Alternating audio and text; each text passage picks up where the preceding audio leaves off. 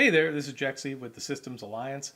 Today I wanted to go over some video game news. As some of you have recognized my channel name, Systems Alliance, it does have to do with BioWare's game Mass Effect. I am a huge fan of that series as well as other BioWare games like Dragon Age, and there's been some concern recently over the state of BioWare. Can they make great games like that anymore? To me, it all started with EA's acquisition of BioWare. Since then, the downturn of the quality of games that they put out. They used to have great games such as Star Wars, Knights of the Old Republic, Mass Effect, Dragon Age, Baldur's Gate, all these great titles that really impacted people on a personal level. Video games are an art form. BioWare's art for Mass Effect is featured in the Smithsonian Institute. This is something that has a profound impact on a lot of people, and it has to do with amazing writing, new and creative experiences, great gameplay, and the characters that you get to know and love and really become a part of a new world. And not just with yourself, it's kind of like being a fan of a huge movie like Lord of the Rings.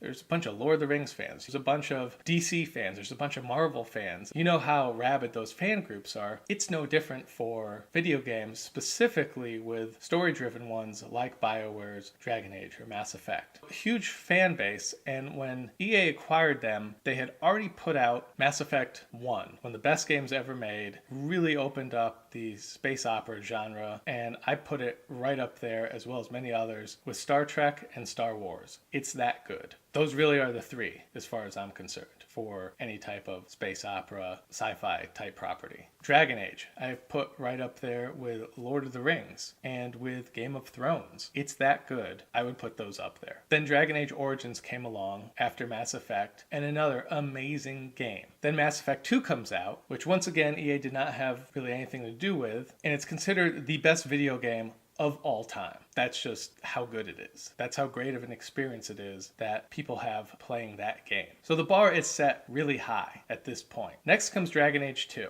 EA rushed it out the door. Dragon Age Origins had 7 years of development behind it, and it shows. You could play that game 50 different times over and have different experiences every single time because it had that much variety. Dragon Age 2, not so much. It only had 2 years of development. While the graphics were an improvement and the gameplay mechanics were an improvement, that's about it. The story greatly suffered, far less choices, and the world building was probably the worst. The biggest problem with Dragon Age 2, of course, was the world that you were supposed to be able to explore. For such a much smaller game than Dragon Age Origins, you'd think it would have been really fleshed out, but with only 2 years in the development cycle, it unfortunately was not. You ended up seeing the same stuff over and over with just a concrete door in one area blocking another room that you would then be allowed to go into later on in another mission with a different concrete door blocking the way you went last time.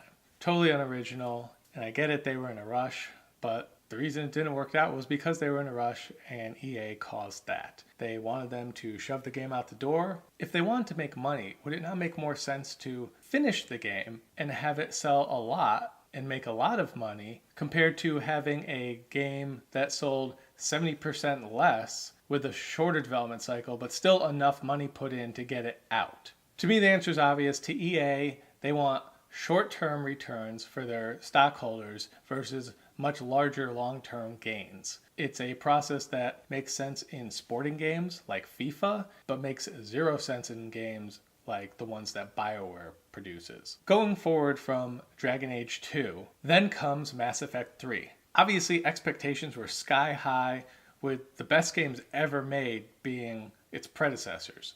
However, I don't think that was a huge issue considering what they have been able to do. And they set up the story going from Mass Effect 2 into Mass Effect 3 with the whole dark energy thing that was going on that their lead writer was actually working on and was supposed to be in Mass Effect 3. Unfortunately, that's not what came to pass, and instead they used kind of a more generic type of storyline. It was good, but the real problem was the ending. As everyone knows, Mass Effect is a game about choice, and you have hundreds of choices during every single game that they make. But it seemed to boil everything down to just 3 options, none of which everyone was particularly happy about. So the ending in the game was of course rushed. They had a lead writer leave the studio, usually a bad sign, and it kind of showed in the end with the final product. Overall, still a great game though. They sent out some DLC, makes fans really happy, everything should be good, but there were hints of EA in there. Other than the rushing out part and creating some sort of work environment where people would want to leave their dream job, the other things that had EA's hands on it was a day one DLC. So day one downloadable content is pretty much a crime against humanity if you're talking to a gamer. The reason being, why would you pay extra for something that should have been in the game in the first place? If it's a day one DLC, that means it was developed in time to be a part of the game, which it was supposed to be part of anyway. And in this case, the character that was involved in the day one DLC was huge to the story. It impacts literally everything in the game going forward if you have this character on your squad. Why they would choose to do that really only comes down to greed. They wanted more money for something that was necessary to complete the game. This has not been EA's most egregious use of a day one DLC, but certainly the biggest that BioWare's ever been a part of. BioWare has never been a part of day one DLC ever. Mostly because that's not how they do things. Usually it's nearing the 2-year cycle of a game's release that they actually start adding in really good content to be an addition onto the game. The other thing EA learned during this whole process with Mass Effect 3 was how loot boxes and gambling mechanisms can work in a game like an RPG as opposed to just their sports franchises like FIFA, where they continually use these practices to steal money from people. I use the word steal only because if you walk into a casino, it is legalized gambling. They have permits and everything for this.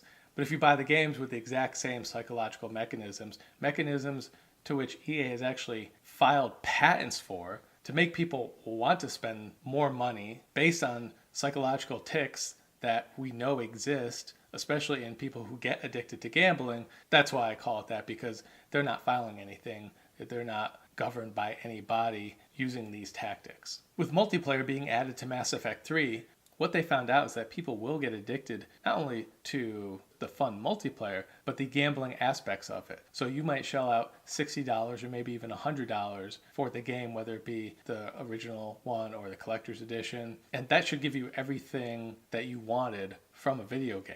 But once you add in these loot boxes and gambling mechanisms, people, not everyone and not most people, very select few people who already have that psychological tick within them, those are the ones who get addicted to the gambling mechanisms. So, for instance, there was a kid who ended up spending $16,000. He spent $16,000 just because he got addicted to loot boxes and getting more items. And keep in mind, these items did not have anything to do with making you better at the game, or they weren't something that was difficult to obtain if you just played the game. It was just a faster way to get it, and people got addicted to it. Moving on from Mass Effect 3, you then have Dragon Age Inquisition. And Dragon Age was overall a pretty good game. It also had multiplayer. So while Dragon Age Inquisition was far better than Dragon Age 2, didn't necessarily sell as much as Mass Effect 3, and not as many people played its multiplayer, so it was never as successful as Mass Effect 3's multiplayer. But still, overall, pretty good game. Still had the loot boxes and everything, but really overall, people's main concerns with it weren't that at all. It was more of the world was maybe a little too open. It took a little too long to get certain things, but still a great game overall. People's expectations of BioWare started to go up again. Mass Effect 3, great game. Some issues, seemed to recover from Dragon Age 2's major issues. Inquisition, another solid game. Things seemed to be going in the right direction. Then Mass Effect Andromeda happened. Mass Effect Andromeda was the definition of overpromise and underdeliver. You were supposed to be able to go straight from your galaxy map, find a planet, fly there, get off your ship as you land on the planet, and walk right out. None of that ever happened. You were supposed to be able to explore hundreds of worlds, all unique and different and just vast areas. None of that ever happened either. The main reason has to do with the decision that EA had made with BioWare that they have to use the Frostbite engine. The Frostbite engine, from one of the developers, likened it to a Formula One race car, whereas the previous engine was more like a Honda Civic that didn't do anything particularly well, but could do pretty much everything. The Frostbite engine, being a Formula One car, the things it did really well, it did really well. The problem was, if it couldn't do something, it couldn't. Frostbite Engine was developed mainly for first-person shooters, not RPGs. So of course the things it did not do well were facial animations and graphics, which is a huge problem for a BioWare game. It also didn't do well with other RPG mechanics and creating worlds. Major issues for Mass Effect Andromeda. Obviously on release there's a million memes about it, about how terrible it was with the graphics and everything. It was supposed to have a 5-year development cycle. Really, the entire game was developed in a year and a half. The other 3.5 years were thrown out due to lack of leadership, all sorts of other issues. This is when Casey Hudson ended up leaving. This was when their other writers ended up leaving. This was just a huge issue for them that they never really recovered from. That studio was shut down for BioWare by EA. And the game did not sell well, especially for what the expectations were. So not only was the game unpolished, and when I say unpolished, I mean the alpha stage. Everyone talks about beta before the game release. The alpha stage was more polished than the game release because they had to redo everything because it just wasn't working. That's extremely rare to happen in a AAA title, but this has kind of been the story since they joined EA, and things have just not been going well for them. All this is coming to a head with worries from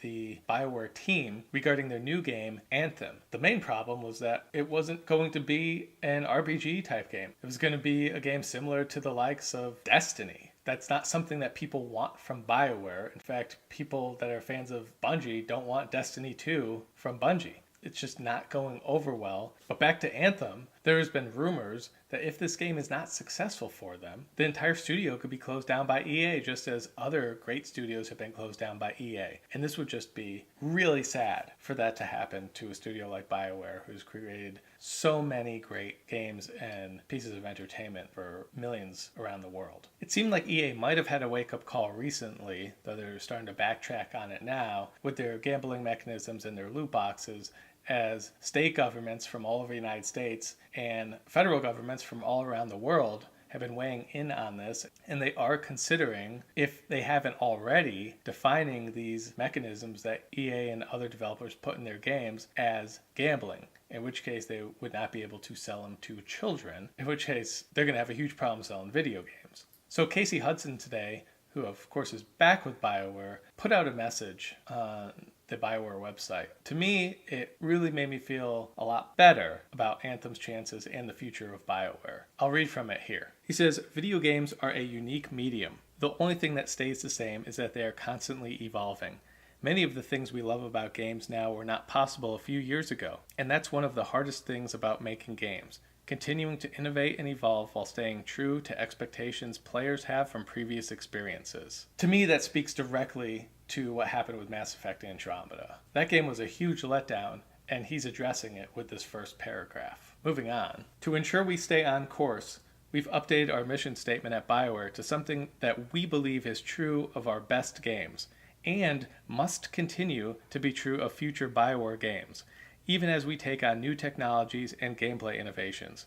Our mission is this: we create worlds of adventure, conflict, and companionship that inspire you to become the hero of your story. Each word of this mission is carefully chosen. For example, we believe what we do is first and foremost about creating worlds. Beyond just individual games, we try to create entire worlds that players can really live in, which span many games and media, as well as fan-created work like art, fiction, and cosplay.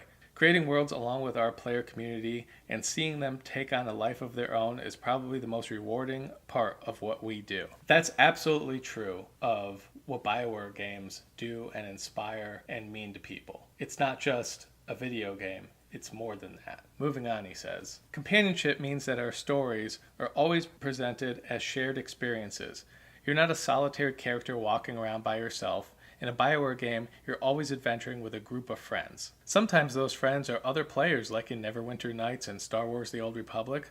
Sometimes they are fictional characters like in Mass Effect and Dragon Age. However we design it, we always want to capture the special feeling of being on a journey with memorable companions." I talked last time about Anthem being a story you can experience with friends. There were, understandably, some questions and concerns about story and multiplayer.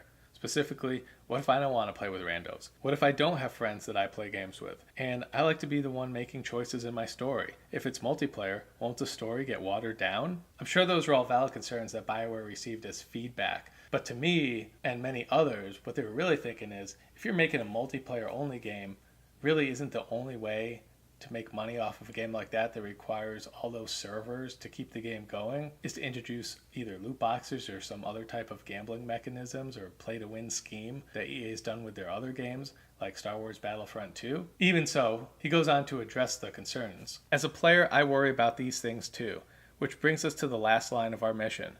Become the hero of your story. In a BioWare game, you should feel like the story is about you. You create your own character. You decide what happens next, and you become the hero. I think the reason people are concerned about whether these things are possible in a multiplayer game is because it just hasn't been solved well before. With Anthem, we're taking this problem head on and structuring the entire game design to provide a specific solution for this. We'll be sharing details on how this works very soon. We think it creates a unique experience where you have control over your own story, but your story is set in an ever-changing multiplayer world.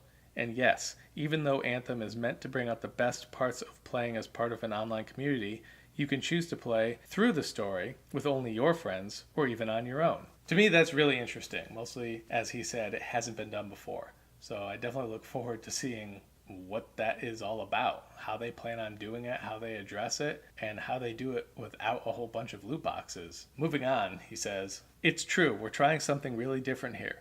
Anthem represents one way to deliver innovation and new experiences in the spirit of our mission.